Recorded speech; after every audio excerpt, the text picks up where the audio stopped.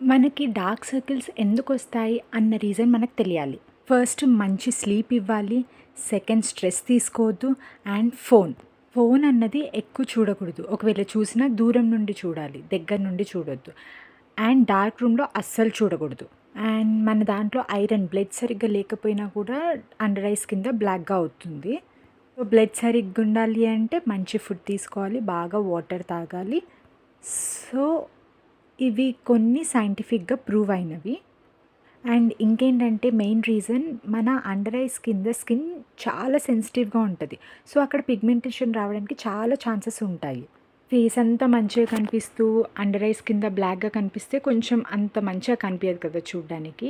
So, వాటి కోసం dark సర్కిల్స్‌ని ఇంట్లోనే వితౌట్ ఎనీ కెమికల్స్ ఒక మంచి 2 హోమ్ రెమెడీస్ లాంగ్ వీడియోలో పోస్ట్ చేశాననమాట నా ఛానల్ సింధురాజ్ అఫీషియల్‌లో. సో, ఒకసారి వెళ్ళి ఫుల్ వీడియో వాచ్ చేయండి. చాలా క్లియర్‌గా ఎక్స్‌ప్లెయిన్ చేశాను. ఆ హోమ్ రెమెడీస్ గనుక వీక్లీ 2-3 టైమ్స్ యూజ్ చేశామనుకో మంచిగా డార్క్ సర్కిల్స్‌ని రిమూవ్ చేసుకోవచ్చు పర్మనెంట్‌గా. అండ్ చాలా సింపుల్‌గా, ఈజీగా చేసుకునే ఒక జెల్ కూడా చూయించాను.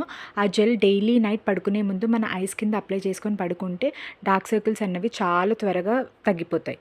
డిస్క్రిప్షన్‌లో ఫుల్ వీడియోని ట్యాగ్ చేస్తాను. స్కిప్ చేయకుండా చూడండి. చాలా ఇన్ఫర్మేషన్ దొరుకుతుంది వీడియోలో. బెస్ట్ హోమ్ రెమెడీస్ చెప్పాననమాట ఫుల్ వీడియోలో. And don't forget to subscribe to my channel.